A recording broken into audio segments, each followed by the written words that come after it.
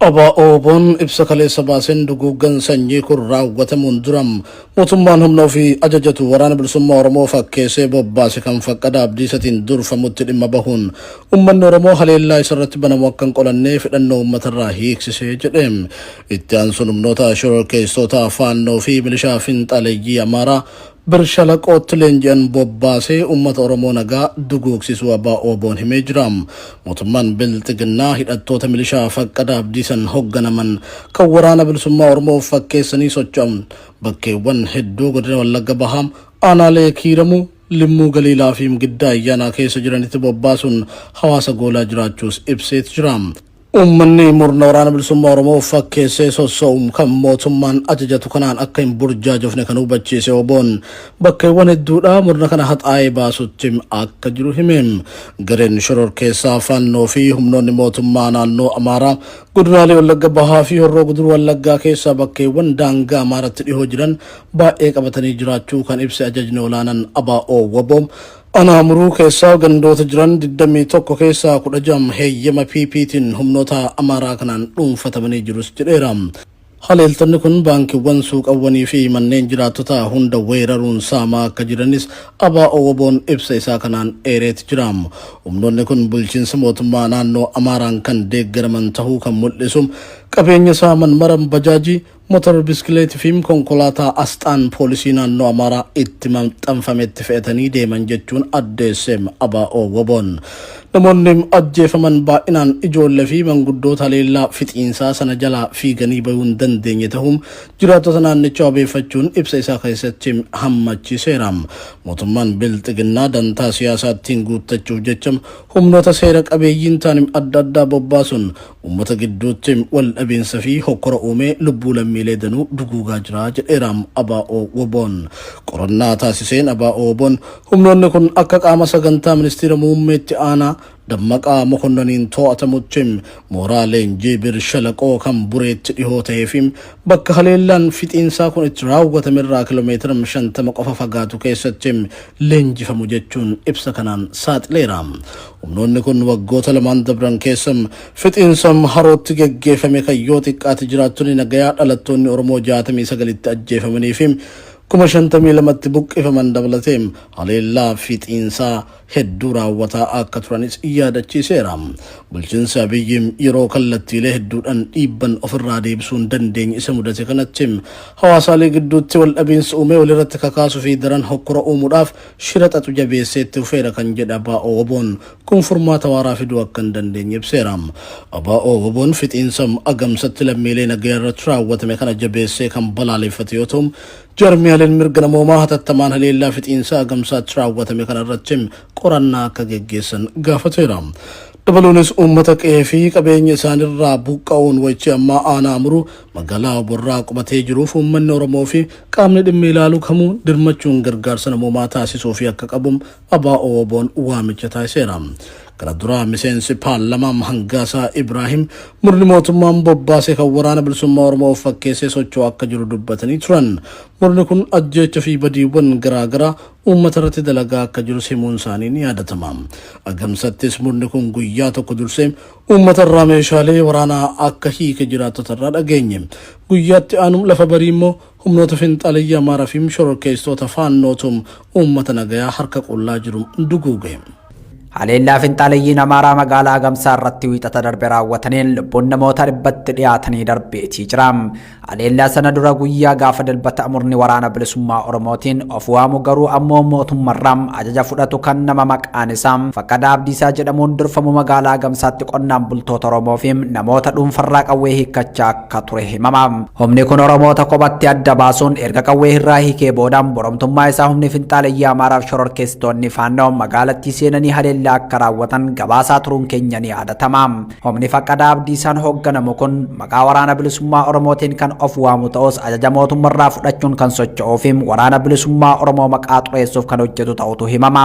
Gareen qonnaan bultoota Oromoo irraa qawwee hiiku kun tarsiimoo mootummaan Bilxiginnaa Oromootaaf meeshaa ittisaa walirraa fageessuu baafatee hojiitti hiikaa kan jiru yoo ta'u karaa waajjira nageenyaa basaastotaatiin odeeffannoo namoota qawwee fi meeshaa dhuunfaa qabaniin erga argatee booda bakkichatti argamu Oromoon humnaan meeshaa waraanaa hiikkata jedhu maddeen. Meeshaa waraanaa namoota dhuunfarraa hiikkatu kanas deebisee finxaaleyyii Amaaraatti gurgurachaa jiraachuu isaa kan ragaa ba'an maddeen OMN humni kun dhukkuba guddaa fi sababa nagaa dhabuu hawaasa naannichaa ta'uu isaa sagalee ariitiin dubbatu jiraattonni gara sirraa dubbisne. Waraanni bilisummaa Oromoo inni sirrii ni beekna kunoo kan nuyi 2010 kaasee hidhatee kan biyya seenee fincilees immoo kan socho'aa jiru dhaaba inni beeki. Fincilee kan bosona seenee qalamaan hin qabsaa'u jedhee duratti hayyuu duree jaaldaa'uu dhufan kan hoogganamu adda bilisummaa Oromoo jechuudha. Kun fiiraafuu ta'e diinaafuu kun ifaadha. Har'a immoo obbo Kumsaa Dirribaa yookaan Jaalmarroodhaan kan inni hoogganamu jechuudha. Inni kun ni beekna hundasaayyuu dhaaba sirrii Oromoon har'a deeggaraa jiru jechuudha. Oromoo garbummaa jalaa baasuudhaaf jecha inni kun ta'ee otoo jiru dhaaba kanayyuu fincilee bahee bu'aa mataa isaatiif jecha dantaa uummataatiif dhimma kan hin qabne miidhamuun uummataa waa tokkoyyuu kan ittiin dhagahamne jechuudha. Burukiirra birrii naqatee qabeenya uummataa saame bu'aa mataa isaatiif duwwaa kan fiigu akka kana dhaaba akkasii jira jala dhaaballee fincilee bahee jechuudha. Dhaabuma sanaanuun ni barbaadama. Araaramneerra sirna taaneerra Jaalmarroo faana loltoota Jaalmarroo faana caasaa Jaalmarroo faana deddeebii qabna jechuudhaan uummataaf qeeroo sossobe akka kanatti kunoo uummata qeef qabeenyarraa buqqaasee jira. Finxaaleyyii Amaaraa jala dhaabbatee hin dhukaasu inni baqata. Gareen Faqqadaa Abdiisaan hoogganamu kun sakattaa magaalaa Gamsaatti dilbata darbe raawwateen jiraattota irraa qawwee 48 hiikkatee akka darbe kan himan maddeen magaalichaa milishaa fi namoota dhuunfaa dabalatee silaa namoota finxaaleyyii Amaaraa kana nurraa ittisuu danda'an harka qullatti hambisee ture jedhu. Guyyaa kaleessaas yeroo lammataaf erga haleellaan raawwatamee booda gara magaalattii seenuun namoota guyyaa gaafa haleellaa sanaa qawween ofirraa ittisaa turan odeeffachuun mana isaanirra deemee qawwee irraa hiikaa ture jedhu maddeen. Bu'uura kanaan abbaa maatii kan ta'an jiraataa magaalaa Gamsaa obbo Ruuchaam Nagaasaa namni jedhamu qawwee kiyya isinitti hin kennu jechuun yeroo didanitti humnaan waan doorsifamaniif aarirraa kan ka'e kaleessa guyyaa yeroo sa'aajaatti magaalaa Gamsaa ganda duwwaa tokko keessatti qawwee ofiitiin of ajjeesuu isaanii jiraattonni OMN itti himanii jiru. Keessutti citaa gallakkisuudhaaf immoo boollatti lixaa akkuma jedhamsan akka kana ta'e dhimmi keenya siradha. Firumatu nu miidhaa jira ishee wallaallee waraana bilisummaa Oromootti maqaa daatee hundinuu kunoo sammuu gubbaadhaa rifeensa qabaa leenjerii uffata. Garuu immoo gartuu Jeneraal Faqqadaa jedhamuun hoogganamutu lafa jeeqaa jira. Nu fixee qeef qabeenyarra kan nu buqqaasaa jiru tokko isadha jechuu barbaadeen kunoo fira miti diinaaf diina miti waliin isaan beekamu. Har'a immoo obbo Ruuchaa Ayyaansaa nama jedhamu fidi kilaashii kee nuu kenni jechuudhaan hiikkachuu mana isaa deemaninnaan nam kun aaree qeef qabeenyarraa ijoolleen isaan hundinuu buqqaanii gara aanaa amuruu deemanii waan jiraniidhaaf aariirraan kan kee miira aarii keessa jira. Durumaanuu reeffa bakkeetti dhalamaa dhumatti kana argee uummanni durayyuu jireenyarraa abdii waan kuteef nam kun miira aariin of dhukaasee ofuma isaa of ajjeesee jechuudha. Kilaashii koo isaaniif kennee amaan dhufee harkaan qabee na ajjeesuusaarra jedhe. Daraan alaa fi keessaa hedduu isaan miidhuu kan himan jiraattonni hawaasni Oromoo naannichaa roorroo ofirraa ittisuuf loon isaa gurguree meeshaa dhoksaan bitateen akka of hin eegneef illee qaamni ijaaramee meeshaa nurraa hiiku afaan diinaaf nu qopheessu kan beekamtii mootummaa qabutu jira jedhu. Humnoonni maqaa waraana bilisummaa Oromootiin socho'uun kunii fi qaamoleen nageenyaa mootummaa sirriitti quba wal qabaachuu isaaniif ragaan addaa hin barbaachisu kan jedhan maddeen bakki isaan buufatan beekamaa ta'e osoo jiru mootummaan isaan tuquuf garuu fedhii hin qabu jedhu. Gama tokkoon haleellaa finxaalayyiin Amaaraa fi shororkeessitoonni faannoo babal'ifannaa lafaa taasisaniin lubbuun hedduu dhabaa utuu jirru. Gamanaan ammoo mootummaan siyaasaaf jecham diina keessoo hiikee nutti gadhiisaa jira jechuun komatu. Aanaa Amuruu bulchiinsa magaalaa Agamsaa fi naannoo isheerraa sababa haleellaa shororkeessitoonni faannoo fi finxaalayyiin Amaaraa raawwatan dheessuun yoo xiqqaatee namoonni 70,000tti tilmaamaman gara magaalaa Oborraa fi Joojii Migiriitti baqatanii jiru.